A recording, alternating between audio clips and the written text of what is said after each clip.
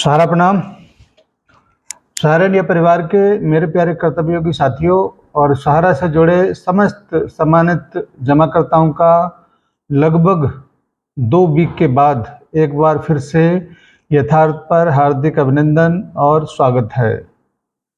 दोस्तों, लगभग 12 दिन के बाद आपके बीच फिर से कुछ चीज़ों को लेकर आए हैं और इन 12 दिनों में काफ़ी चीज़ें घटी हैं।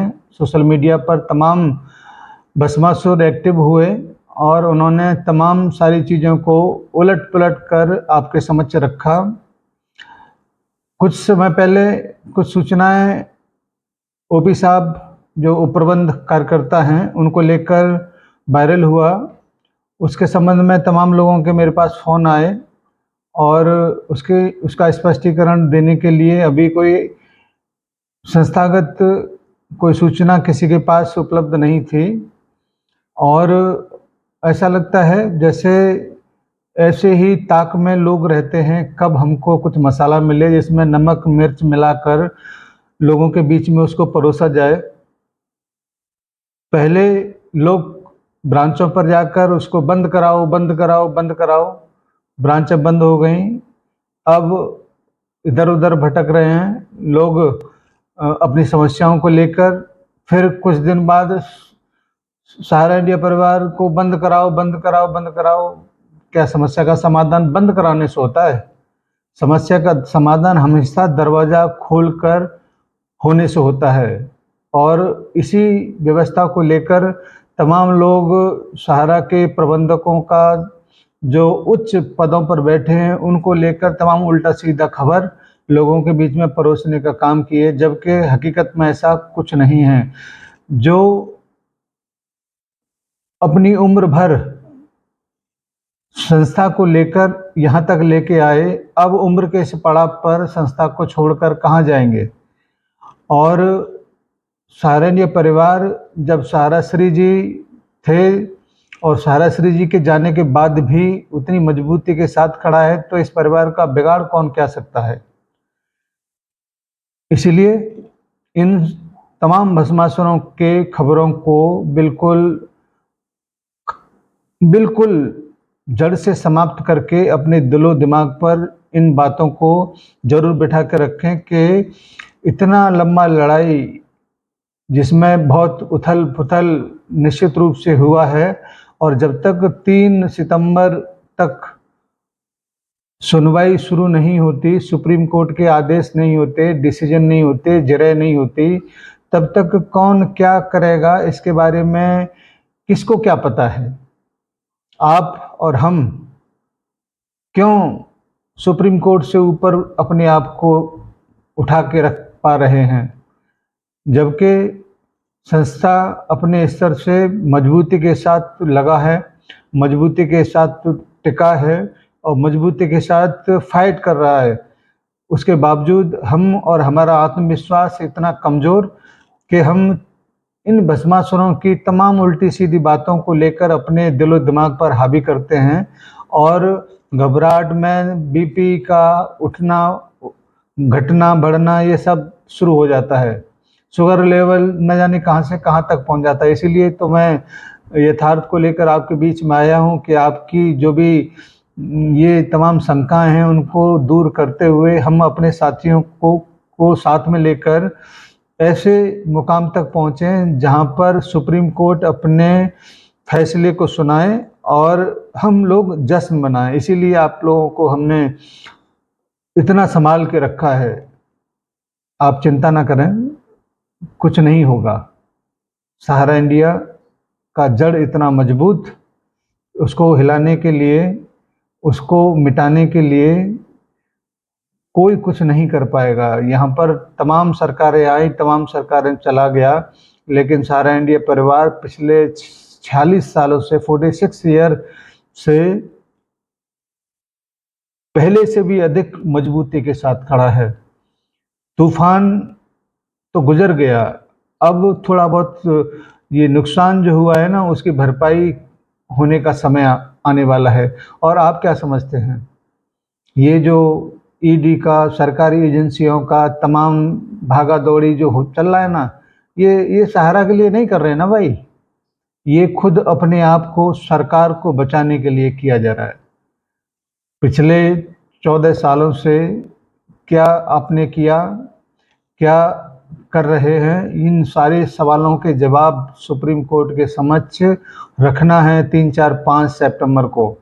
और सेबी के द्वारा जो प्रोपेगेंडा फैलाया गया था सहारा के निवेशक फर्जी हैं, तो वो तो सरकार की एजेंसी है ना, उस सरकार की एजेंसी को भी तो जवाब देना है कि सहारा का जमाकर्ता फर्जी था तो 2-3 करोड़ लोगों ने रजिस्ट्रेशन कहाँ से करा दिया। अभी तो केवल 10-5% लोगों का ही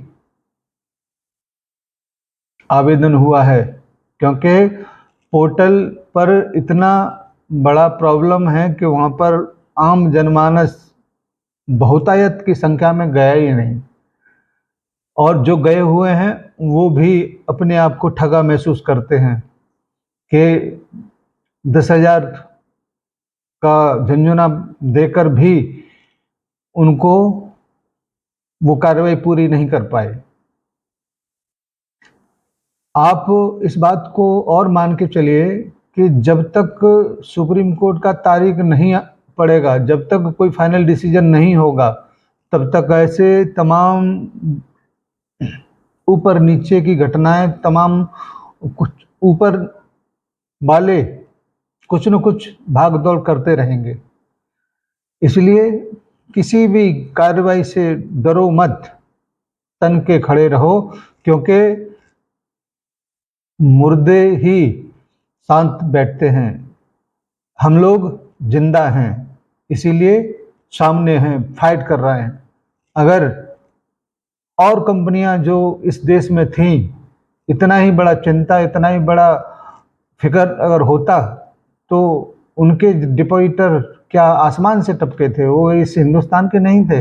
लेकिन उनके बारे में सोचने वाला, कार्रवाई करने वाला, पैसे दिलाने वाला न कोई आंदोलनकारी है, न कोई भस्मासुर बोलेगा, लेकिन सहारनीय परिवार के बारे में जरूर बोलेंगे, क्योंकि ये सोने की मुर्गी जो सोने का अंडा देती है, उसको हड़प करना हर कोई चाहता है, चाहे वो सरकार ही क्यों न हो।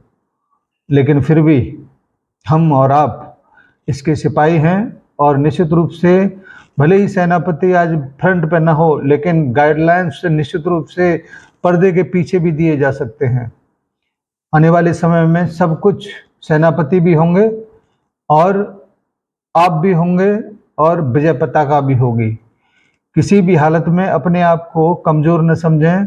सहारनीय परिवार कोई गुड़ का डली नहीं जिसको कोई हजम कर जाएगा। सहारनीय परिवार के पास में जो संपत्तियां हैं वो इतना वैल्यूएबल हैं कि उसको सर पर उठाकर कहीं कोई भाग नहीं जाएगा। आपको और आपके जमाकर्ताओं को एक एक पाई का भुगतान सरकार ने वादा जरूर किया, लेकिन सहारनीय परिवार हमेशा से करता आया है कि जरूर होगा, चाहे कुछ भी हो जाए। केवल और केवल कानून से हाथ बंदी होने के कारण ये प्रॉब्लम सामने आया है, लेकिन अब जल्दी ही सब कुछ ऐसा लगता है कि ठीक होगा। सहारनीय परिवार के दुख दर्द पीड़ा की कहानी जरूर माननीय सर्वोच्च न्यायालय के मुख्य न्यायाधीश जी के पास जरूर पहुंचेगा। हमारे हजारों कार्यकर्ताओं और निवेशकर्ताओं का जो बलिदान हुआ है वो व्यर्थ नहीं जाएगा। आने वाले कुछ समय में हम सब मुस्कुराएंगे। इसलिए आप किसी भी हालत में अपने आप को हारा हुआ न समझें। आप हार नहीं सकते, हिम्मत को बनाए रखें। हम और आप निरंतरता के तौर पर आपके साथ आते रहेंगे, नई नई खबरों को लेके आते रहेंगे, जो भी सच्चाई होगी उसको आप तक लाते रहेंगे। लेकिन बहुत सारे लोग अभी भी यथार्थ को सब्सक्राइब नहीं किए हैं, और नहीं बहुत सारे लोग लाइक करते हैं, जिससे कि इसका रेंज और बढ़े और तमाम ज़रूरतमंदों के बीच में पहुंचे। इसलिए लाइक भी जरूर करिए और सब्सक्राइब भी जरूर करिए।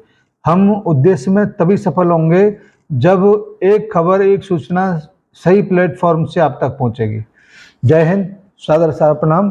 फिर से उपस्थित होंगे आपके समक्ष। धन्यवाद।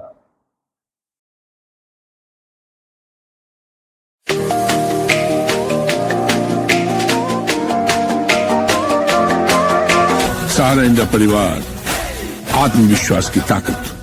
सहारा प्रणाम।